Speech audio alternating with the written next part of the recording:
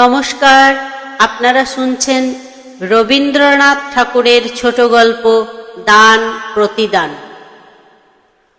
বড়গিন্নি যে কথাগুলি বলিয়া গেলেন তাহার ধার যেমন তাহার বিষও তেমনি।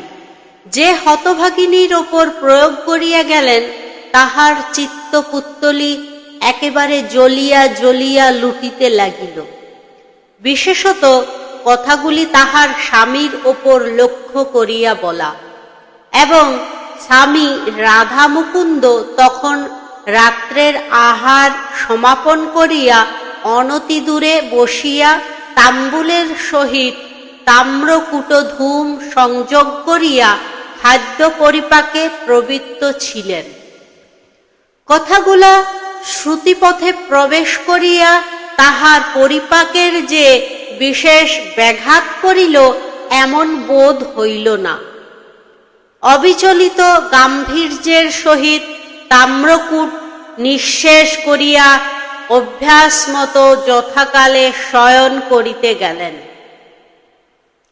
কিন্তু এরূপ অসামান্য পরিপাক শক্তি সকলের নিকটে প্রত্যাশা করা যাইতে পারে না।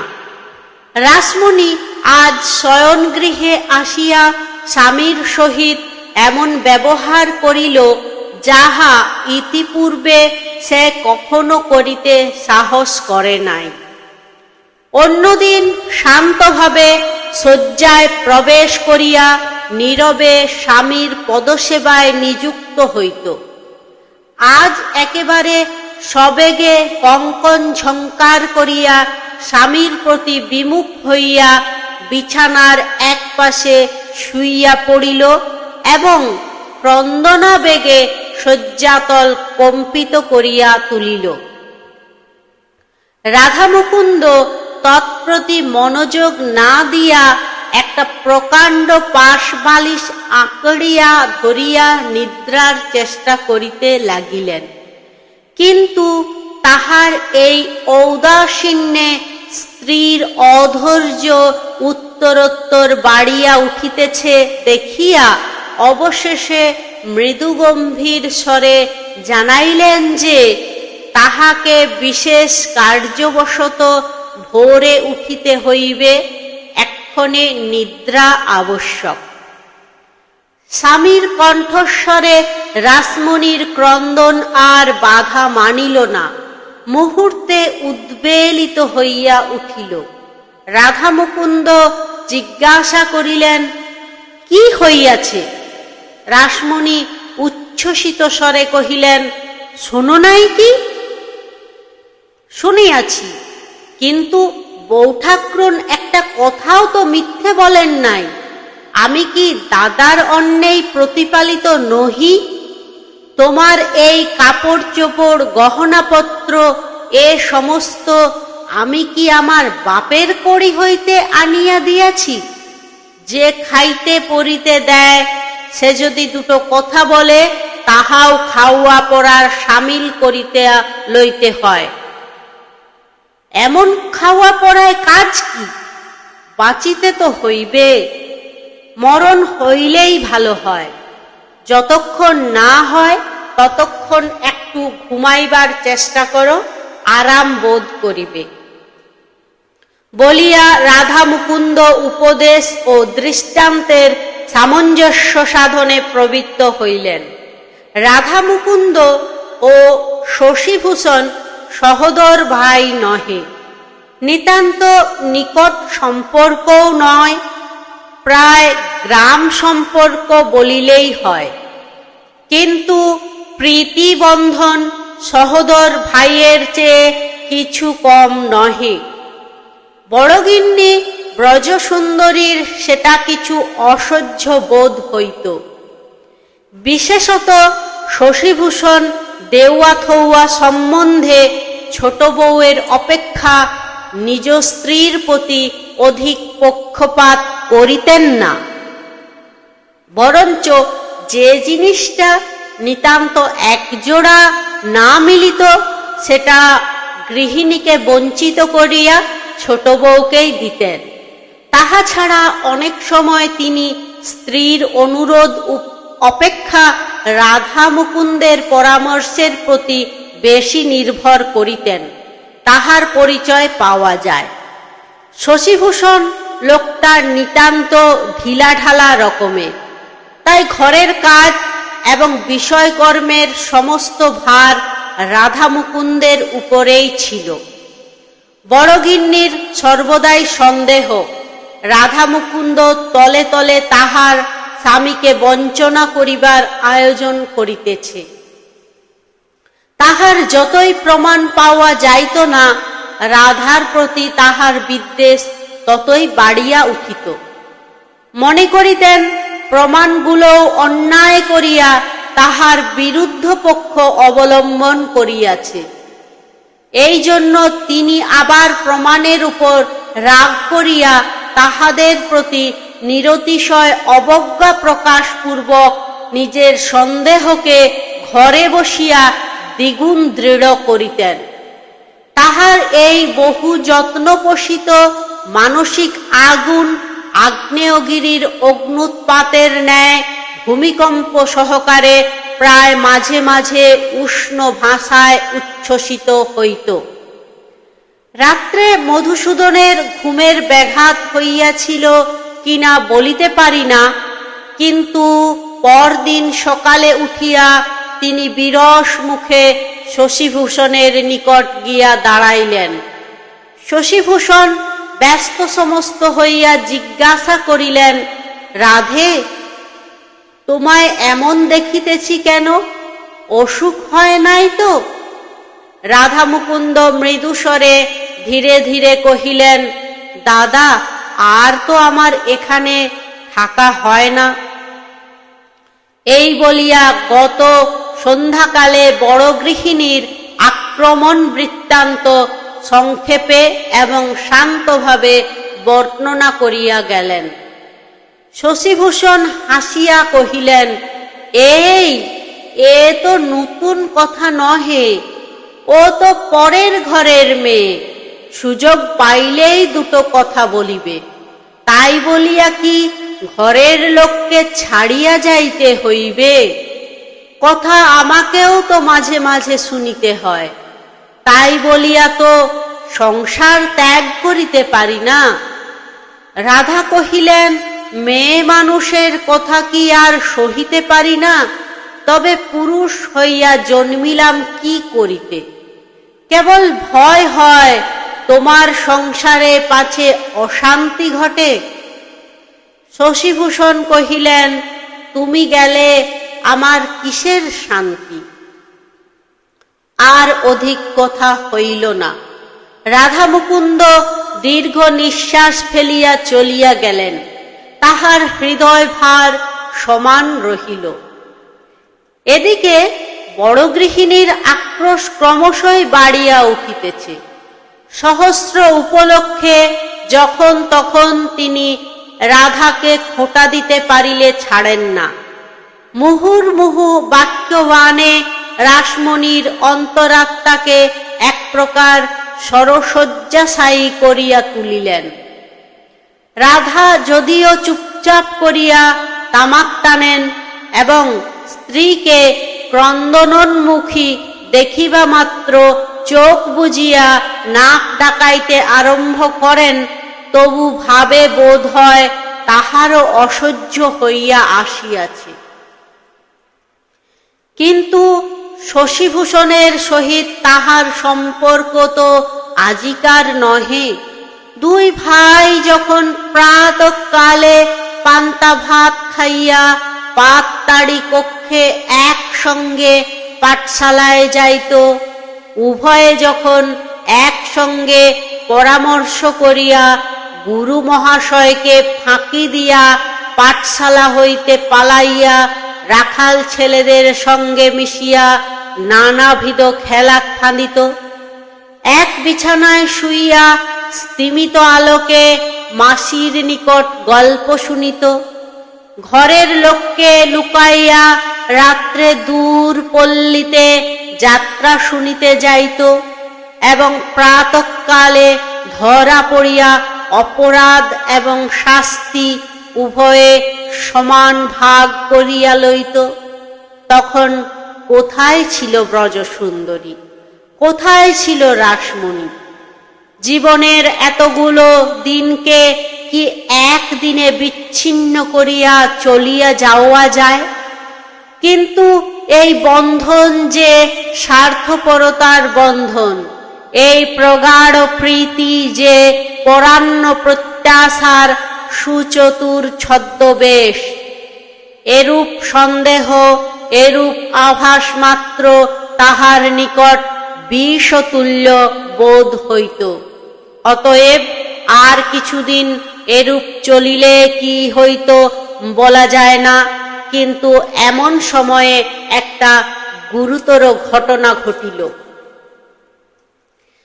যে সময়ের কথা বলিতেছি তখন নির্দিষ্ট দিনে সূর্যাস্তের মধ্যে গভর্নমেন্টের খাজনা শোধ না করিলে জমিদারি সম্পত্তি নিলাম হইয়া যাইত। একদিন খবর আসিল, শশীভূষণের একমাত্র জমিদারি পরগনা এনায়েত শাহী লাটের খাজনার দায়ে নিলাম হইয়া গেছে। রাধামুকুন্দ তাহার স্বাভাবিক মৃদু প্রশান্ত ভাবে কহিলেন, আমারই দোষ। শশীভূষণ কহিলেন, তোমার কিসের দোষ? তুমি তো খাজনা চালান দিয়াছিলে। পথে যদি ডাকাত পড়িয়া লুটিয়া লয়, তুমি তাহার কি করিতে পারো? দোষ কাহার এক্ষণে তাহা স্থির করিতে বসিয়া কোনো ফল নাই। এখন সংসার চালাইতে হইবে। শশীভূষণ হঠাৎ যে তা কোনো কাজকর্মে হাত দিবেন সেরূপ তাহার স্বভাব ও শিক্ষা নহে। তিনি যেন ঘাটের বাঁধা সোপান হইতে পিছলিয়া এক মুহূর্তে ডুব জলে গিয়া পড়িলেন। প্রথমেই তিনি স্ত্রীর গহনা বন্ধক দিতে উদ্যত হইলেন। রাধা মুকুন্দ এক থলে টাকা সম্মুখে ফেলিয়া তাহাতে বাধা দিলেন। তিনি পূর্বেই নিজ স্ত্রীর গহনা বন্ধক রাখিয়া যথোপযুক্ত অর্থ সংগ্রহ করিয়াছিলেন। সংসারে একটা এই মহৎ পরিবর্তন দেখা গেল। সম্পদকালে গৃহিণী যাহাকে দূর করিবার সহস্র চেষ্টা করিয়াছিলেন, বিপদকালে তাহাকে ব্যাকুলভাবে অবলম্বন করিয়া ধরিলেন। এই সময় দুই ভ্রাতার মধ্যে কাহার উপরে অধিক নির্ভর করা যাইতে পারে তাহা বুঝিয়া লইতে তাহার বিলম্ব হইল না। কখনো যে রাধা মুকুন্দের প্রতি তাহার তিলমাত্র বিদ্বেষ ভাব ছিল, এখন আর তাহা প্রকাশ পায় না। রাধা মুকুন্দ পূর্ব হইতেই স্বাধীন উপার্জনের জন্য প্রস্তুত হইয়াছিল। নিকটবর্তী শহরে সে মোক্তারি আরম্ভ করিয়া দিল। তখন মোক্তারি ব্যবসায়ে আয়ের পথ এখনকার অপেক্ষা বিস্তৃত ছিল এবং তীক্ষ্ণ বুদ্ধি সাবধানী রাধা মুকুন্দ প্রথম হইতেই প্রসার জমাইয়া তুলিল। ক্রমে সে জেলার অধিকাংশ বড় বড় জমিদারের কার্যভার গ্রহণ করিল। এক্ষণে রাসমণির অবস্থা পূর্বের ঠিক বিপরীত। এখন রাসমণির স্বামীর অন্নেই শশীভূষণ এবং ব্রজসুন্দরী প্রতিপালিত। সে কথা লইয়া সে স্পষ্ট কোনো গর্ব করিয়াছিল কিনা জানি না, কিন্তু কোনো একদিন বোধ করি আভাসে ইঙ্গিতে ব্যবহারে সেই ভাব ব্যক্ত করিয়াছিল। বোধ করি দেমাকের সহিত পা ফেলিয়া এবং হাত দুলাইয়া কোনো একটা বিষয়ে বড়গিন্নির ইচ্ছার প্রতিকূলে নিজের মনোমতো কাজ করিয়াছিল। কিন্তু সে কেবল একটি দিন মাত্র। তাহার পর দিন হইতে সে যেন পূর্বের অপেক্ষাও নম্র হইয়া গেল, কারণ কথাটা তাহার স্বামীর কানে গিয়াছিল এবং রাত্রে রাধা মুকুন্দ কি কি যুক্তি প্রয়োগ করিয়াছিল ঠিক বলিতে পারি না। পরদিন হইতে তাহার মুখে আর রা রহিল না, বড়গিন্নির দাসীর মতো হইয়া রহিল। শোনা যায় রাধা মুকুন্দ সেই রাত্রেই স্ত্রীকে তাহার পিতৃভবনে পাঠাইবার উদ্যোগ করিয়াছিলেন এবং সপ্তাহকাল তাহার মুখদর্শন করে নাই। অবশেষে ব্রজসুন্দরী ঠাকুরপোর হাতে ধরিয়া অনেক মিনতি করিয়া দম্পতির মিলন সাধন করাইয়া দেন এবং বলেন, ছোট বউ তো সেদিন আসিয়াছে, আর আমি কতকাল হইতে তোমাদের ঘরে আছি ভাই। তোমাতে আমাতে যে চিরকালের প্রিয় সম্পর্ক, তাহার মর্যাদা ও কি বুঝিতে শিখিয়াছে?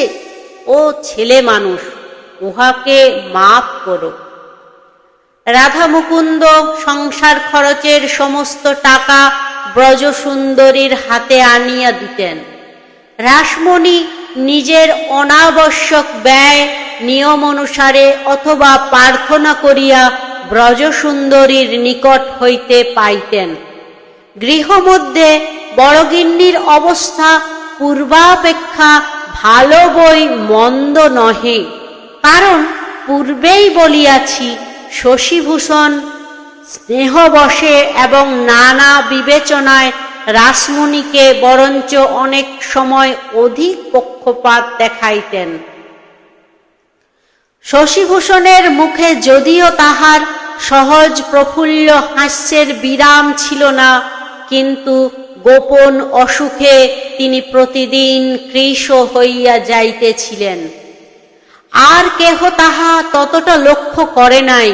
কেবল দাদার মুখ দেখিয়া রাধার চক্ষে নিদ্রা ছিল না।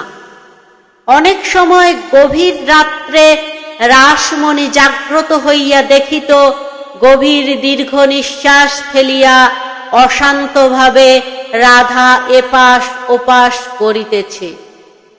রাধা মুকুন্দ অনেক সময় শশীভূষণকে গিয়া আশ্বাস দিত, তোমার কোনো ভাবনা নাই দাদা, তোমার পৈতৃক বিষয় আমি ফিরাইয়া আনিব, কিছুতেই ছাড়িয়া দিব না, বেশি দিন দেরিও নাই। বাস্তবিক বেশি দিন দেরিও হইল না। শশীভূষণের সম্পত্তি যে ব্যক্তি নিলামে খরিদ করিয়াছিল সে ব্যবসায়ী লোক, জমিদারির কাজে সম্পূর্ণ অনভিজ্ঞ। সম্মানের প্রত্যাশায় কিনিয়াছিল, কিন্তু ঘর হইতে সদর খাজনা দিতে হইত, এক পয়সা মুনাফা পাইত না। রাধা মুকুন্দ বৎসরের মধ্যে দুই একবার লাঠিয়াল লইয়া লুটপাট করিয়া খাজনা আদায় করিয়া আনিত। প্রজারা তাহার বাধ্য ছিল। অপেক্ষাকৃত নিম্ন জাতীয় ব্যবসাজীবী জমিদারকে তাহারা মনে মনে ঘৃণা করিত এবং রাধা মুকুন্দের পরামর্শে ও সাহায্যে সর্বপ্রকারেই তাহার বিরুদ্ধাচরণ করিতে লাগিল। অবশেষে সে বেচারা বিস্তর মোকদ্দমা মামলা করিয়া বার বার অকৃতকার্য হইয়া এই ঝঞ্ঝাট হাত হইতে ঝাড়িয়া ফেলিবার জন্য উৎসুক হইয়া উঠিল। সামান্য মূল্যে রাধা মুকুন্দ সেই পূর্ব সম্পত্তি পুনর্বার কিনিয়া লইলেন। লেখায় যত অল্পদিন মনে হইল, আসলে ততটা নয়। ইতিমধ্যে প্রায় 10 বৎসর উত্তীর্ণ হইয়া গিয়াছে। 10 বৎসর পূর্বে শশীভূষণ যৌবনের সর্বপ্রান্তে প্রৌঢ় বয়সের আরম্ভ ভাগে ছিলেন, কিন্তু এই 8-10 বৎসরের মধ্যেই তিনি যেন অন্তর্রুদ্ধ মানসিক উত্তাপের বাষ্পযানে চড়িয়া একেবারে সবেগে বার্ধক্যের মাঝখানে আসিয়া পৌঁছিয়াছেন। পৈতৃক সম্পত্তি যখন ফিরিয়া পাইলেন, তখন কি জানি কেন আর তেমন প্রফুল্ল হইতে পারিলেন না। বহুদিন অব্যবহারে হৃদয়ের বীণাযন্ত্র বোধ করি বিকল হইয়া গিয়াছে। এখন সহস্রবার তার টানিয়া বাঁধিলেও ঢিলা হইয়া নামিয়া যায়। সে সুর আর কিছুতেই বাহির হয় না। গ্রামের লোকেরা বিস্তর আনন্দ প্রকাশ করিল। তাহার একটা ভোজের জন্য শশীভূষণকে গিয়া ধরিল। শশীভূষণ রাধা মুকুন্দকে জিজ্ঞাসা করিল, কি বলো ভাই? রাধা মুকুন্দ বলিলেন, অবশ্য শুভদিনে আনন্দ করিতে হইবে বই কি। গ্রামে এমন ভোজ বহুকাল হয় নাই। গ্রামের ছোট বড় সকলেই খাইয়া গেল। ব্রাহ্মণেরা দক্ষিণা এবং দুঃখী কাঙালগণ পয়সা ও কাপড় পাইয়া আশীর্বাদ করিয়া চলিয়া গেল। শীতের আরম্ভে গ্রামে তখন সময়টা খারাপ ছিল। তাহার উপরে শশীভূষণ পরিবেশনাদি বিবিধ কার্যে ৩-৪ দিন বিস্তর পরিশ্রম এবং অনিয়ম করিয়াছিলেন। তাহার ভগ্ন শরীরে আর সহিল না। তিনি একেবারে শয্যাশায়ী হইয়া পড়িলেন। অন্যান্য দুরূহ উপসর্গের সহিত কম্প দিয়া জ্বর আসিল। বৈদ্য মাথা নাড়িয়া কহিল, বড় শক্ত ব্যাধি। রাত্রি ২-৩ প্রহরের সময় রোগীর ঘর হইতে সকলকে বাহির করিয়া দিয়া রাধা মুকুন্দ কহিলেন, দাদা, তোমার অবর্তমানে বিষয়ের অংশ কাহাকে কি রূপ দিব, সেই উপদেশ দিয়া যাও। শশীভূষণ কহিলেন, ভাই, আমার কি আছে যে কাহাকে দিব? রাধা মুকুন্দ কহিলেন, সবই তো তোমার। শশীভূষণ উত্তর দিলেন, এককালে আমার ছিল, এখন আমার নহে। রাধা মুকুন্দ অনেকক্ষণ চুপ করিয়া বসিয়া রহিল। বসিয়া বসিয়া শয্যার এক অংশের চাদর ২ হাত দিয়া বার বার সমান করিয়া দিতে লাগিল। শশীভূষণের শ্বাসক্রিয়া কষ্টসাধ্য হইয়া উঠিল। রাধা মুকুন্দ তখন শয্যা প্রান্তে উঠিয়া বসিয়া রোগীর পা দুটি ধরিয়া কহিল, দাদা, আমি যে মহাপাতকের কাজ করিয়াছি তাহা তোমাকে বলি, আর তো সময় নাই। শশীভূষণ কোনো উত্তর করিলেন না। রাধা মুকুন্দ বলিয়া গেলেন, সেই স্বাভাবিক শান্ত এবং ধীরে ধীরে কথা, কেবল মাঝে মাঝে এক একটা দীর্ঘ নিঃশ্বাস উঠিতে লাগিল। দাদা, আমার ভালো করিয়া বলিবার ক্ষমতা নাই। মনের যথার্থ যে ভাব সে অন্তর্যামী জানেন। আর পৃথিবীতে যদি কেহ বুঝিতে পারে তো হয়তো তুমি পারিবে। বালককাল হইতে তোমাতে আমাতে অন্তরে প্রভেদ ছিল না, কেবল বাহিরে প্রভেদ। প্রভেদ কেবল এক প্রভেদ ছিল, তুমি ধনী, আমি দরিদ্র। যখন দেখিলাম এই সামান্য সূত্রে তোমাতে আমাতে বিচ্ছেদের সম্ভাবনা ক্রমশই গুরুতর হইয়া উঠিতেছে, তখন আমি সেই প্রভেদ লোপ করিয়াছিলাম। আমি সদর খাজনা লুট করাইয়া তোমার সম্পত্তি নিলাম করাইয়াছিলাম। শশীভূষণ তিলমাত্র বিস্ময়ের ভাব প্রকাশ না করিয়া ঈষৎ হাসিয়া মৃদুস্বরে রুদ্ধ উচ্চারণে কহিলেন, ভাই, ভালোই করিয়াছিলে, কিন্তু যে জন্য এত করিলে তাহা কি সিদ্ধ হইল? কাছে কি রাখিতে পারিলে? দয়াময় হরি। বলিয়া প্রশান্ত মৃদু হাস্যের ওপর দুই চক্ষু হইতে দুই বিন্দু অশ্রু গড়াইয়া পড়িল। রাধা মুকুন্দ তাহার দুই পায়ের নিচে মাথা রাখিয়া কহিল, দাদা, মাপ করিলে তো? শশীভূষণ তাহাকে কাছে ডাকিয়া তাহার হাত ধরিয়া কহিলেন, ভাই, তবে শোনো, একথা আমি প্রথম হইতেই জানিতাম। তুমি যাহাদের সহিত ষড়যন্ত্র করিয়াছিলে তাহারাই আমার নিকট প্রকাশ করিয়াছে।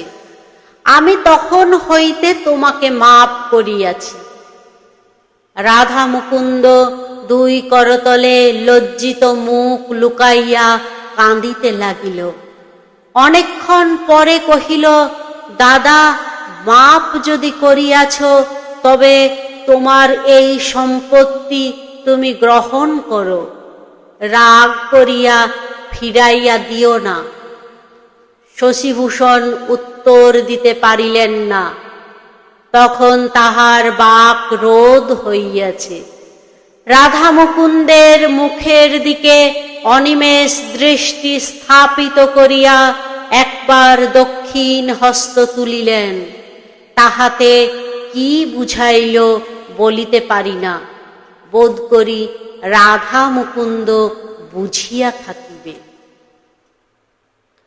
নমস্কার, এতক্ষণ আপনারা শুনছিলেন রবীন্দ্রনাথ ঠাকুরের ছোট গল্প দান প্রতিদান। আমার গল্প পাঠ যদি আপনাদের ভালো লেগে থাকে তাহলে অবশ্যই আমার চ্যানেলটি সাবস্ক্রাইব ও শেয়ার করুন এবং গল্পগুলি লাইক করুন। নমস্কার।